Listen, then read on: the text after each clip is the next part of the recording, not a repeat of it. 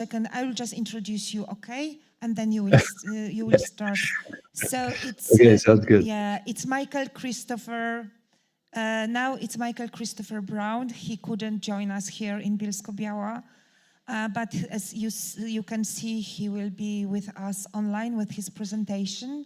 It's 5 a.m. in the US now, so we woke him up, but we are very, very glad that you connected with us.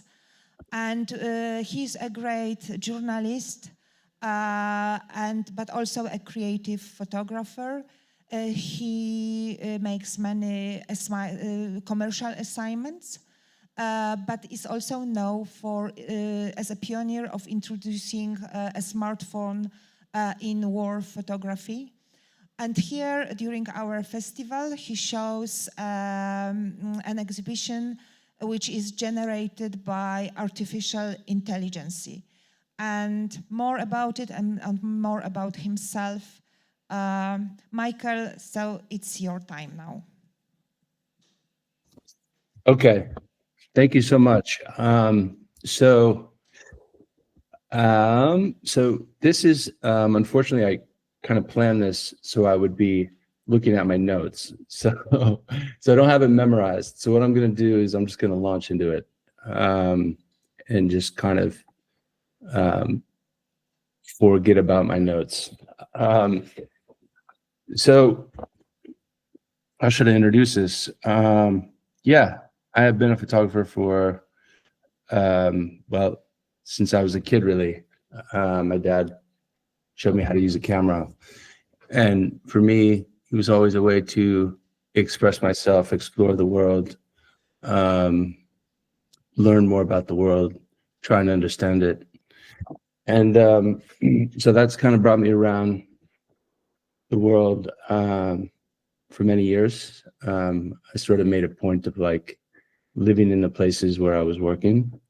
I'm not the kind of photographer, even though I guess like a lot of the work I've made has been photojournalism. I don't really label myself. I like experimenting. I like trying new things. I don't like repeating myself. And I also enjoy spending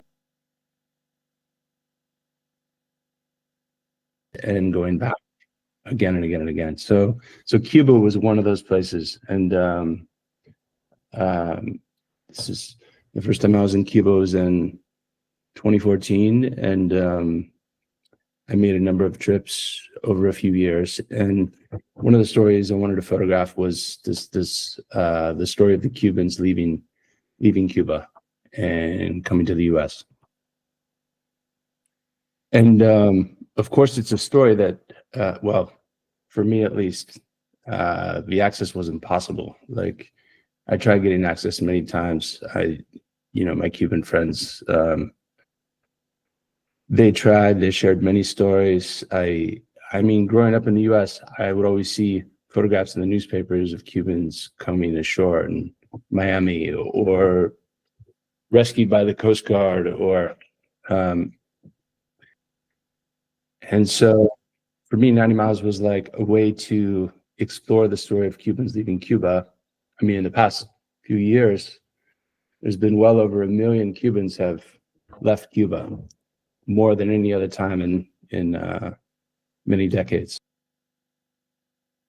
That I could explore the story. So it's an AI reportage illustration experiment.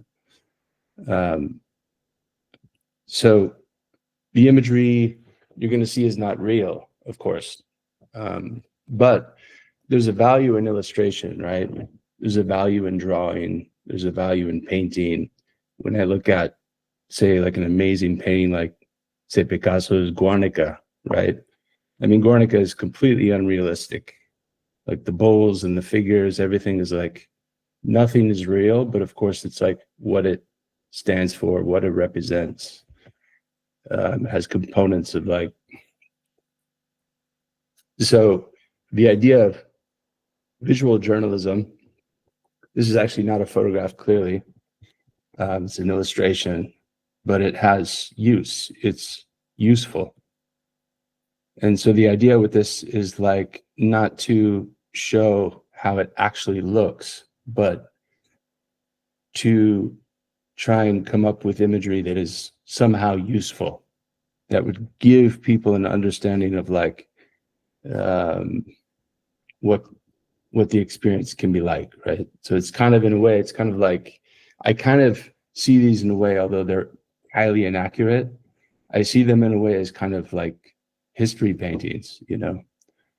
So, you know, but of course, this is a couple years ago, and even a couple years ago with AI, like the quality was not great, right? I mean, but it was good enough. Michael, excuse me, I have to interrupt you, but I'm not sure that you are aware of the fact that you don't show your images. We see all the time one page, one table. Okay. And about probably you switch images. I think so. So it should be the presentation mode. Oh, now we can see an image. I don't know how many you showed so far. Yeah, at the beginning, it's like a series of black screens, and so I can explain what the project is. But it's okay, I could just launch into it. So I'll start with this. So this is well, the slide here is important, right? So when you go on Google and do an image search and you search for the rafts and you know, the watercraft that the Cubans are using, they can cross. They're using common, you know, materials, pieces of wood and plastic and household supplies, and like here we have oil drums, you know. This is like a windsurfer board and pieces of foam, you know, plastic chair. Dude, there's actually been like a lot of these over the years, like modified cars, modified old vintage cars. This guy's using wood pallets and some PVC pipe. And so, yeah, the story really begins. You know, one thing about this project is it's not like a moment in time, you know, it's like the project explores everything since the late 1950s. And so, yeah, I'll skip through these. But so the general idea was sort of illustrating major historical events and Cuban life since the 50s, since the 60s. Sorry, the late 50s and the early 60s. And so this was an opportunity to sort of go back through time. And of course, again, the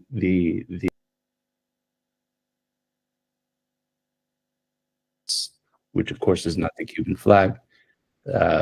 These men in the sunglasses in the foreground in the crowd, you know, it looks sort of, you know, kind of strange, but the idea is giving like a sense of, also like around this time, a couple years ago, you know, that there was it was questionable whether AI imagery can create emotion, right? I mean, it's so funny, humans, you know, we start criticizing things immediately like, oh, AI can't, you know, create anything emotional, or, you know, you can't do this or you can't do that. And of course, you know, this project was like heavily criticized at the time by the photojournalism community. It does not like experimenting. But this is not photojournalism. And of course, I was labeled as a photojournalist. This was like seen as like a shameful project.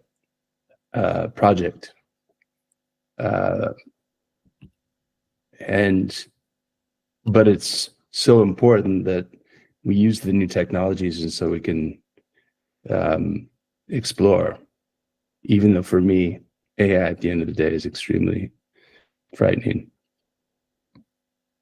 And these are, yeah, just kind of common scenes of Cubans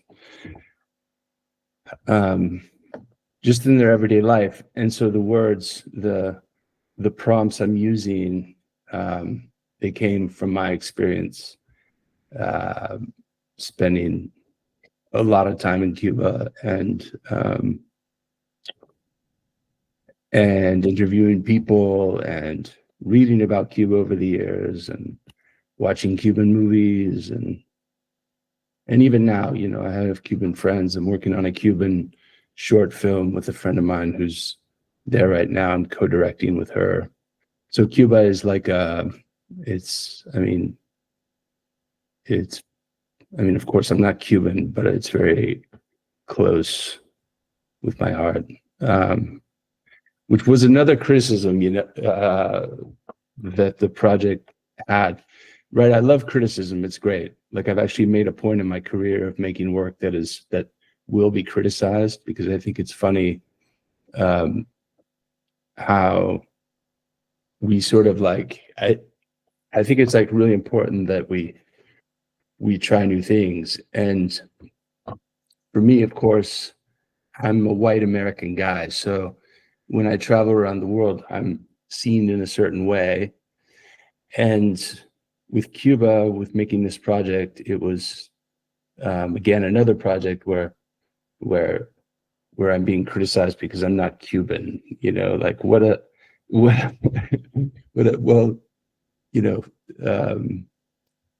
a very baseline, basic way of looking at something. If somebody can't make a project about the world that they live in just because they don't have Cuban blood.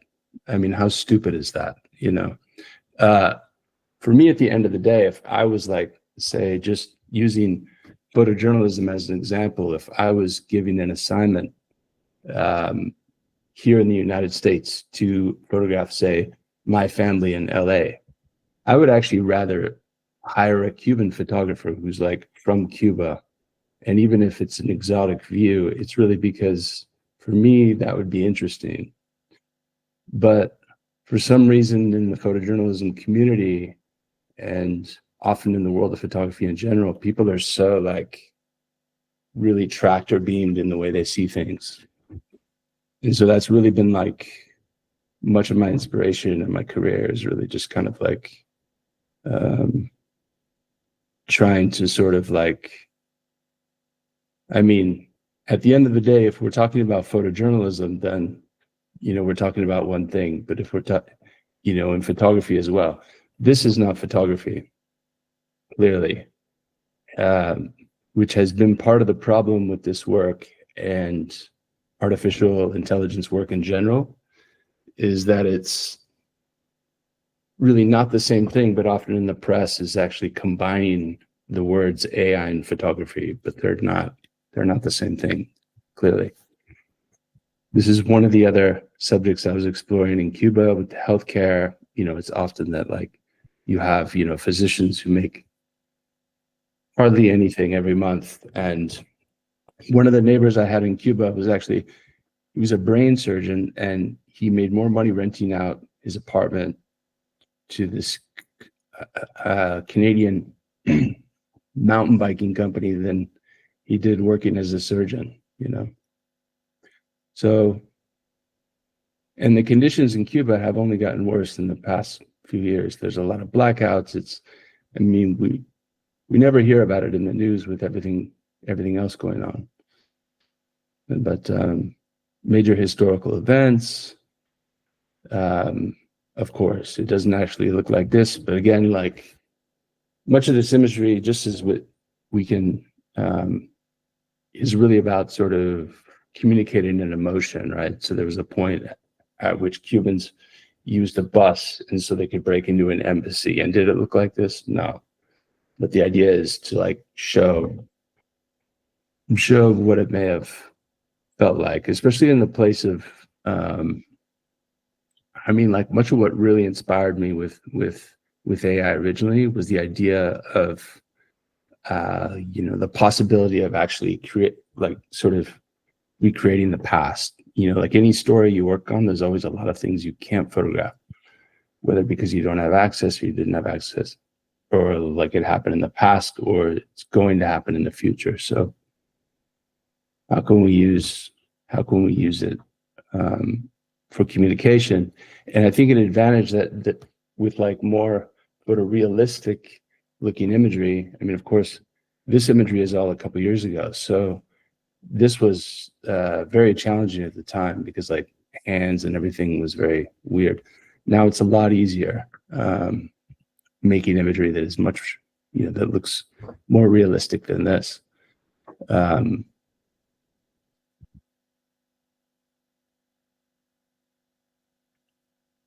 So I'm just kind of like saying everything, because I don't have my notes. I'm sure I'm missing things, but you get the idea.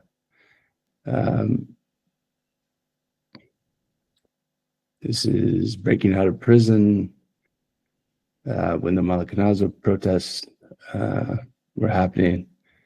This is the special period of the Freakies. This was a wild time. This is in the 90s, in the special period. And now actually what's happening in Cuba, there's a lot of similarities between the special period and now. I mean, a lot of Cubans are really desperate. At that time, there were Cubans who even injected themselves with HIV, and so they could get into these shelters, and so they'd have food and other things. Actually, a friend of mine just made a film that's called Los Freakies. It's a beautiful film that's about this time. And so it's one of the subcultures. Michael, maybe you would press, you've got a button at the top.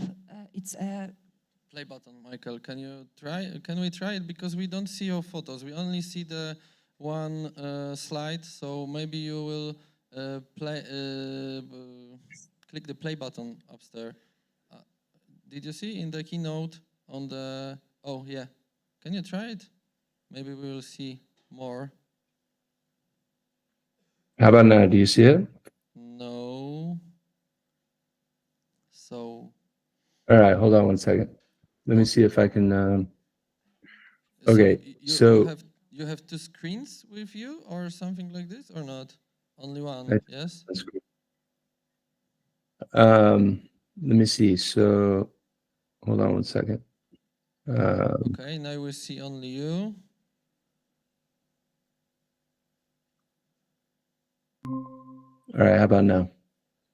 Okay. Yeah, do you see this? Yes, we see. But when, okay. So can you change by key on your keyboard? Maybe the next page.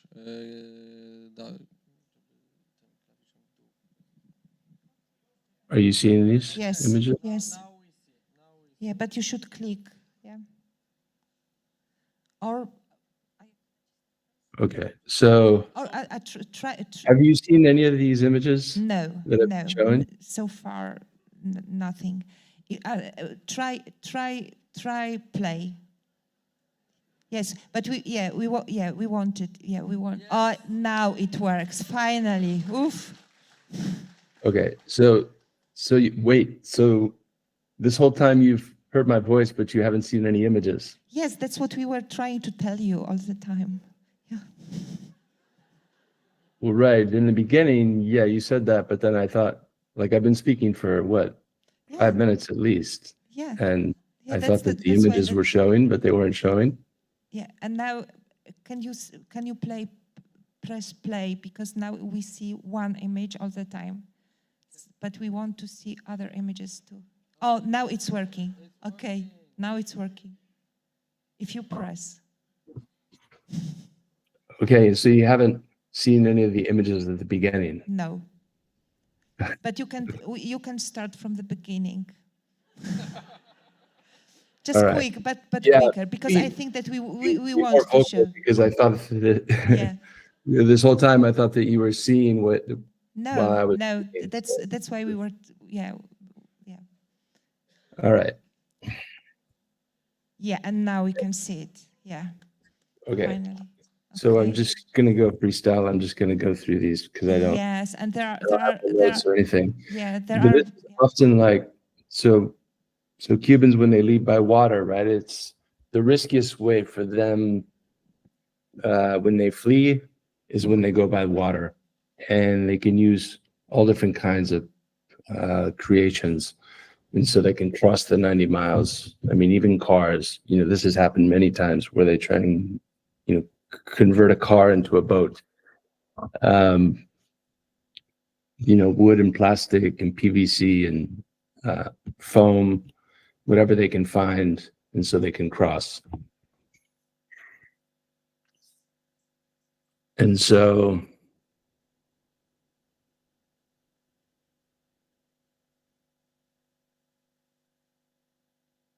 she's holding a ration card, and so she can get food. And yeah, part of the challenge with this project, as I mentioned, is was like showing emotion with AI, because at that time, I mean, I'm really not sure what's happening very much in the world of AI and photography and video these days. I'm actually building a shoe company, so my attention has been elsewhere for quite a while. But this is the idea was creating imagery that I had seen, and imagery using words from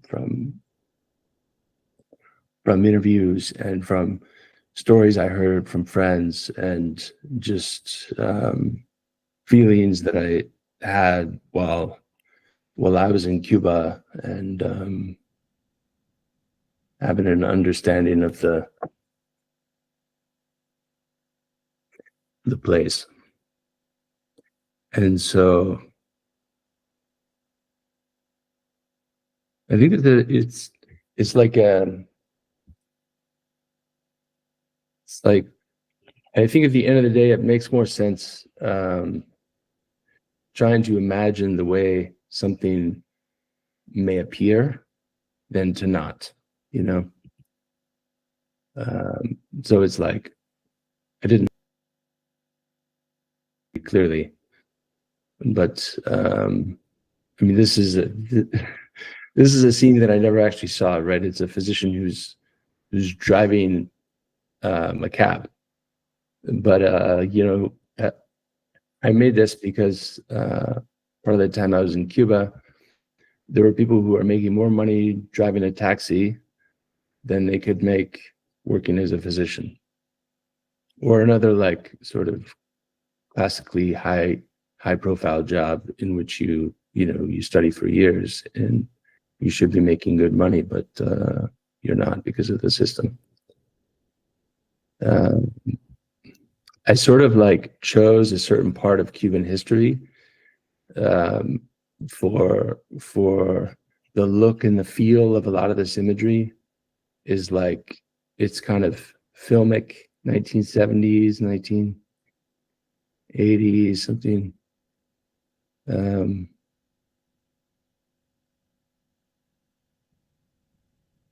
Which is also around the time that some of the events I illustrate happened around that time. So again, this is the image that I showed before that you didn't see, but this is breaking into the embassy with the bus. And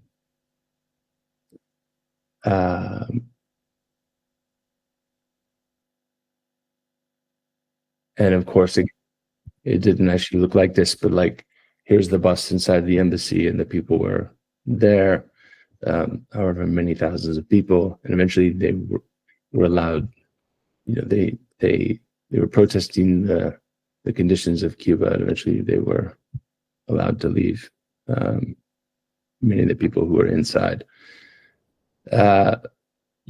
So in these generations, I haven't modified anything, so none of these are manipulated after the fact. It's just kind of purely what comes out. So, you know, of course I could go in and change the flag and do things, but I wanted to kind of keep the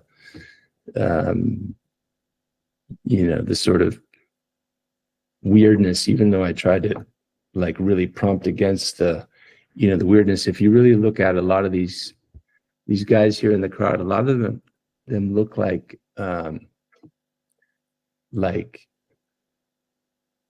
they are Indians from the subcontinent, which was happening a lot when I was prompting for Cuba. a lot of times I would get skin that was very, very dark, which of course in Cuba, it's, you know, it's a mix of people, like a mix of skin colors. So I had to prompt against that. So a lot of times I was using, like in my words, in my prompting, I had to use white man instead of Cuban man, or, you know, whatever. And so I could get the right sort of appearance or mix of appearances.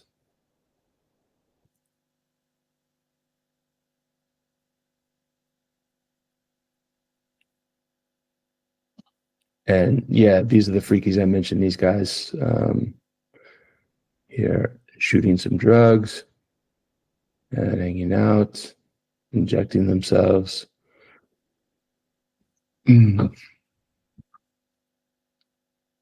think this is where we stopped, or where I stopped, because it was only me seeing the imagery. But so this is kind of, you know, when I see this image, it really brings back a lot of fond memories of Cuba, because I spent a lot of time with the youth. So the film that I'm co-directing now is about the youth, and just, you know, staying up all night and sleeping in the daytime, and without much going on.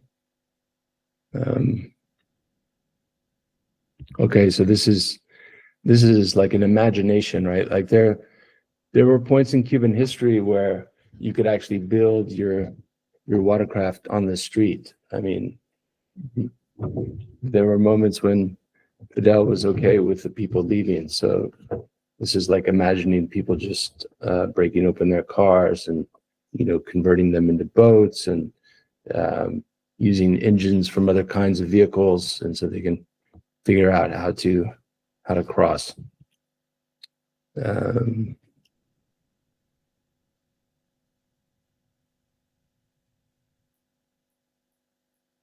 I mean,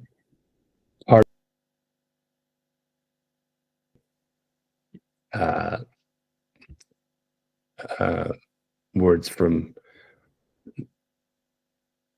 I guess I left out. Okay, some of it's here. Yeah, I was using prompts from airplanes, you know, describing pieces of airplanes, because they're escaping, right? But it's I mean, clearly they can't leave by air, but the idea of combining, I mean, and also, you know, this craft here, I'm sure has probably never been constructed for crossing, but the idea is like, you know, when they dream of crossing, what does that look like, or what does that feel like, you know? And so how to visually represent that. This guy here, he looks like Sean Penn, I think, a little bit. You see the hands, and the hands are kind of, his right hand is kind of weird.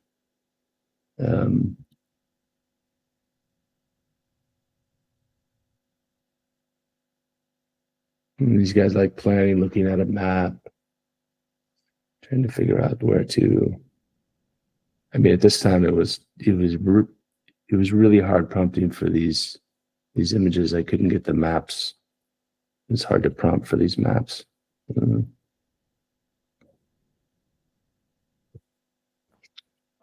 then imagery of the escape, you know, accumulating materials, and so they can build the craft and cross.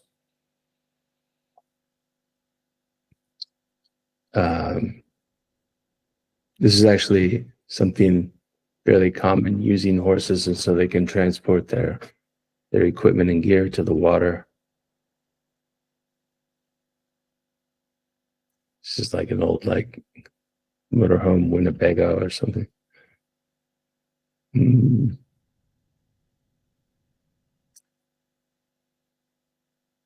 Yeah, and I tried to create like a visual style. It's interesting, I think, in some ways. Saw the other day, right as we enter a future with more and more AI, it's that we become curators. I think it was kind of, yeah, I edited this in a way, I curated this in a way that sort of looks like some of the photography I've made in the past. This is like a line of people moving their stuff over to the shore to leave. People can leave.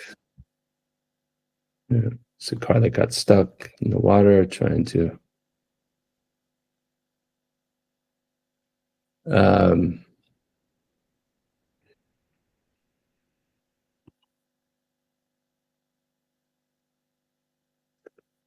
this is one of the incidents, in 1994. There was a vessel, the Cuban Coast Guard was accused of sinking a vessel of some Cubans who were trying to escape. Amnesty International said there's evidence that showed that it was an official operation, but there's no documentation. There's no photographs, at least that anyone has seen, of what happened exactly. But there's reports, right? So I tried to create imagery that could represent what happened, or how it felt, or like who, because there were women and children on board, and the vessel drowned. In the background you see like a military looking ship, and they were sprayed with these water hoses,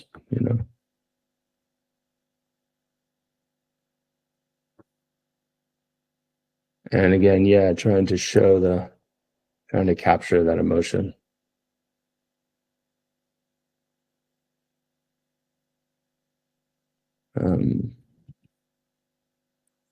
And then imagery to show the crossing of the strait. So this is a shipwrecked vessel that's stranded.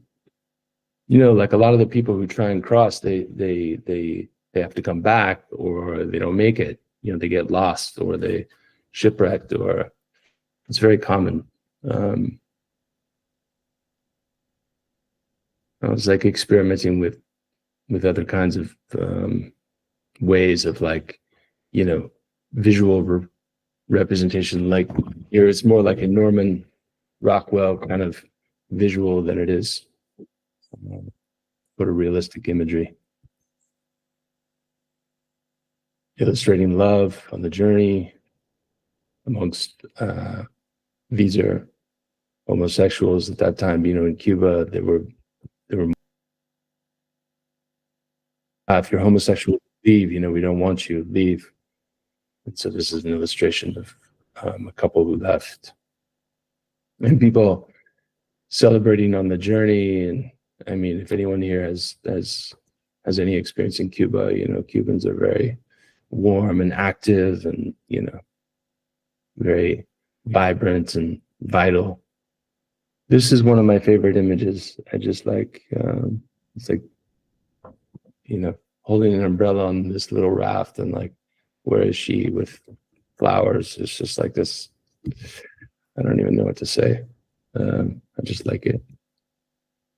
These men are asleep.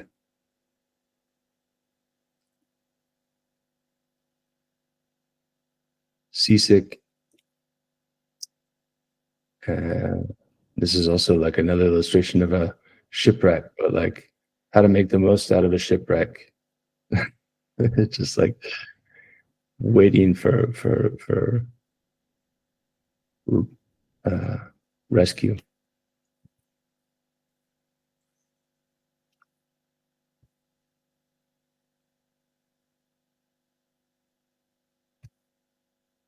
And then the religion,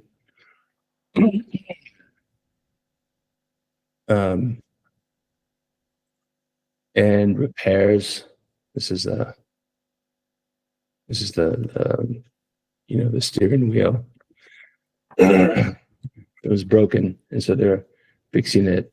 And then while I was prompting for this little octopus appeared. I think because I mentioned the sea or something, but it was like I didn't prompt for this little octopus in the middle. It was like a happy accident. More repairs, but this is also illustrative, for me, of just like the resilience and the resourcefulness of Cubans is incredible. I mean, it's like, I've been very like fortunate to live in places where it just, you know, Cuba, Congo is like this. Congolese are like extremely resourceful, and same with, you know, Chinese as well. I lived in China. Like, it's like this, you know, places where people don't have a lot. They figure out how to do a lot with what they do have. These are repairs of an engine. And then this is like a storm at sea. And so the people figuring out how to navigate. This is sort of the mix of Cubans. You know, you see this guy in the foreground. Is it?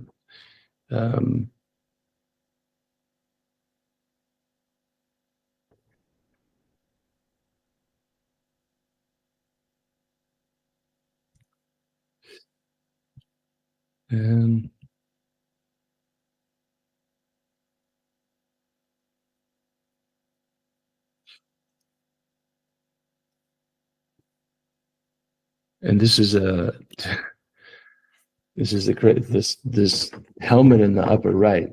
I don't know.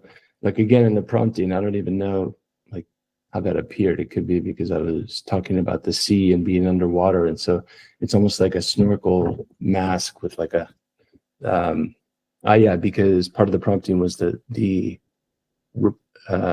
rescue by the American Coast Guard. So maybe that's where the helmet's from, because it's like a safety. But I felt like this image was one of the images, maybe the only one, I don't know, that I felt was relatively successful in capturing some of the emotion of what part of the crossing may feel like, you know. And arriving in Florida. And these are Floridians, American, come ashore. And Cubans being greeted by their family in Florida, trying to figure out what they're going to do, and getting clothing at the Salvation Army, at the stadium. There's a shelter. And in the stores, again, if anyone's been to Cuba, Harris, I know you have many times, I think. But you go to the stores in Cuba, and often it's like there's, you know, not much selection at all. And so, of course, Cubans coming into the US who haven't seen it. And at this time, the time that I was prompting for, like mostly the 70s and the 80s and 90s too, this is all before the internet, so there's no Instagram or anything. And so Cubans coming ashore in the US and seeing stores are just like, what? Like, you have like 40 varieties of milk and like 100 kinds of cereal, and like,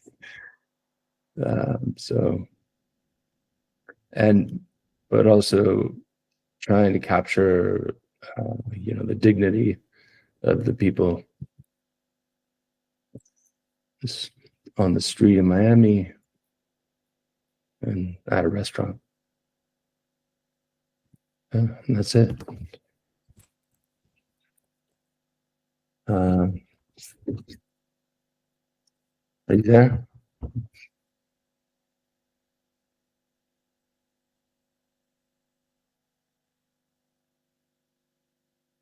Oh.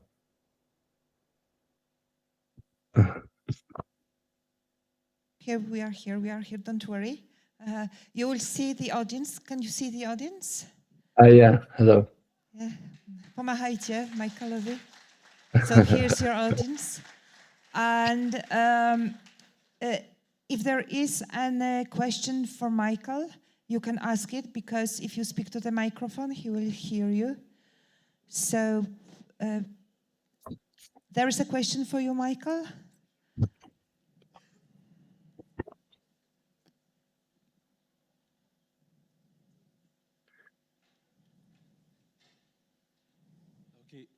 hear me?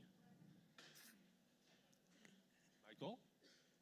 Yes, yeah, I can hear. You said that, well, I have several questions. Please keep your Yes. microphone close to the mouth. Sorry. You said It's that better. you did this project with the old model of the AI several years ago, if I understood right. And the question is if you still have the prompts you used. Because what I found interesting is, as they say, the AI is doing machine learning. If you use the exactly same prompts as you used before, that if the pictures would come out differently, and maybe in the, let's say, 2 or 3 years, the same prompts would create totally different pictures, even though it's the same prompt. So maybe my question is, if you tried using the same prompts over the time in the different versions of the AI. And the second question is, if you have any, let's say, other people who inspired you or whose works you saw using AI in photography, because like I have on mind, it's called Book of Wells by Jonas Bendiksen from the Magnum agency, and he used a little bit of AI and Photoshop on shooting Macedonia, and the reason behind it was that it was the biggest troll farm in Europe that helped Trump to win elections in 2016. So maybe if you tried, if you know some other people using the AI in photography or have some recommendations about these people. Thank you.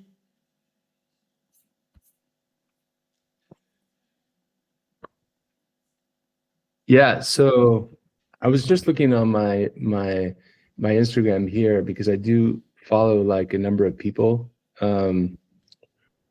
who are using AI, but it's mostly artists. One of the first artists who I began following was his artist name is Gan Brood, and he just he has some really fascinating work, and he was kind of one of the first guys experimenting with this with AI and using photography and AI and imagery. But like as far as photographers using AI, yeah, I think a lot of people. I'm trying to think of other people besides Jonas, and I'm sure that I know at the time that I was working on this project specifically, when I released it, I received like a lot of messages actually from other photographers who were saying, "Oh, I'm also experimenting with this, but I don't want to show any of it because it's so controversial." With the prompting, so many artists, I would start very, very basic. So I would just like if it's Cubans crossing the Florida Strait, I would just say Cubans in a boat, or I would say like again, because oftentimes when I prompted for Cuba, I would get the wrong sort of look and appearance, and so I would say like I would explain like just very simply people crossing the ocean in a craft that is made of wood and plastic that is on a rainy day. And I would just start like very simple and see what I got. And then I would maybe add another word or add like another phrase. And oftentimes I would get often a lot of the imagery you see is like really prompting for like weeks, you know? So it's, I mean, I think I don't know how many imagery altogether, maybe 9,000 images I prompted for, you know, a series that is what, a little over 100 images. And it just like a lot of times I would get imagery that was not just from the words, it was really from the selections and the curation, because of course, for that imagery, I was using Midjourney, and so it gives you these options for which imagery you like. And so it sort of learned over time the way that I was, the kinds of imagery that I liked. And so then it would generate more imagery like the imagery that I was liking, because you can like it while it's in the process of generation. And so, which is really where it became a collaboration. This is part of what they talk about when they speak about AI and sort of having its own mind, like it does things that we can't explain, which is nuts and scary. But so a lot of the imagery is not, the prompt words are like a beginning.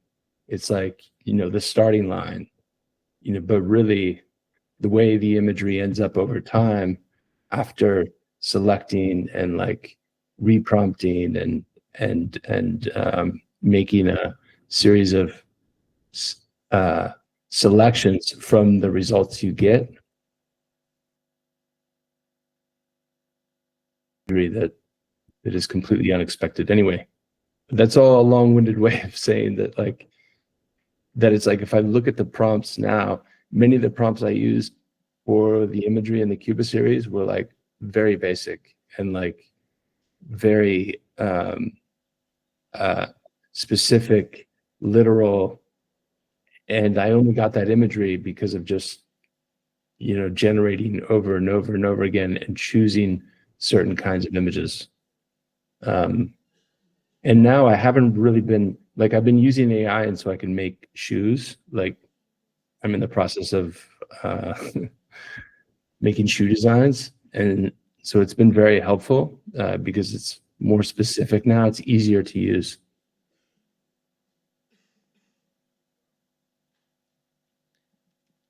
Hi, Michael. My name's Andrew Carter. I'm a documentary filmmaker. Thank you for the talk. I'm really inspired and fascinated by this work. And in my work, I've experienced many times this situation you talk about of wanting to reach into people's experience and share it with people, but the imagery just isn't available, the access isn't available. So I'm curious whether one day this type of technique might be used in moving pictures. But the question I wanted to ask was about this part. You said that part of what you really want to do is convey the emotion of being in these situations. And I'm wondering what feedback you've had from people who've been through this experience themselves about how the imagery evokes what they went through. Yeah, there was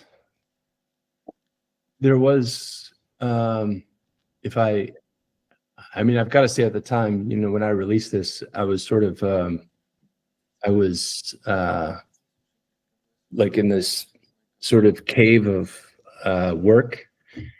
So I released this, and at the same time I was working on these other projects. And so what was happening online when I released it, there was just it got quite a bit of attention, and there were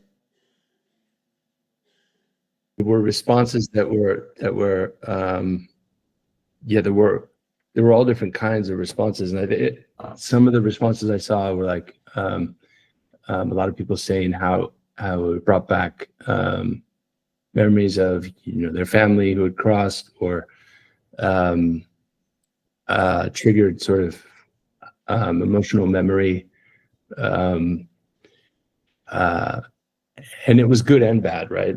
Like, it was good and bad, as far as like this kind of imagery is it's good that we have it, but at the same time it's kind of triggering, and it's not real. And I think at the end of the day, and also because like we live in a time where oftentimes, at least in the field of photography, and like this genre that I've like worked most within is photojournalism, and now photojournalism is just, it's like at the point to where, you know, if you're like a guy who looks like me, then it's not okay if you like photograph whoever who does not look like me. And if I have like something to say, like when the protests happened in LA here 5 years ago for George Floyd, I was in the street photographing it, and I got so many messages in my social media saying, you know, what are you doing? This is like, you know, this is not your story. And it's like, I'm sorry, it is my story. Like, there's not one story in this world that is not my story. I'm a human, right? Like it's like we're living in a time where people are so kind of like locked into some lane as if it has to be a certain way. The world is fucking amazing, and there's like, no one should be prevented from exploring it in the way that they want to explore, as long as you're not hurting people. With imagery, when you're creating projects, there's always going to be someone who's offended by it, you know. So with 90 Miles, there was certainly, it's like, you know, when I'm illustrating an event where there's a bunch of Cubans who drowned, that's going to be it's going to be something challenging, you know, showing kids in the water who are drowning because they're trying to cross and escape Cuba. But like, how is that any worse than like, say a culture that is like supportive of someone becoming a billionaire because they created a company that is highly extractive, that is actually using millions of Congolese who are making no money so they can make their products? Is like, we live in this crazy world, you know? So to be honest, at the end of the day, like, yes, I saw like a lot of the messages on social media about the project and, you know, positive things, negative things, but I didn't really, I mean, of course, I care about people. That's why I do what I do. I would not have done this otherwise, because I don't make a lot of money. Like, it's not like I've always done this for reasons of true belief, curiosity, and because I really believe that like, you know, the world should be like, we should be integrating it visually as much as we can. And I can say, you know, my Cuban friends who saw the project, they like, you know, but I mean, again, you know, at the end of the day, everyone has their opinion, whatever. It's like, I don't see anything as being out of bounds, especially if you have good intentions. If you have, you know, bad intentions and you're making things, then of course that's problematic. Thank you, Michael, very much for the meeting. It was good to see you, and hope Yeah. you will come personally one day to Poland. So thank you again, and see you. Thank you Thank you. Bye-bye. so much. Yeah. Ciao.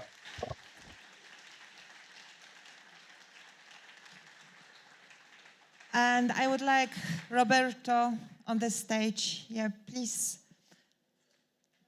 Our next lecturer about AI without a break, or a very short break, but maybe without a break, just to be in the theme.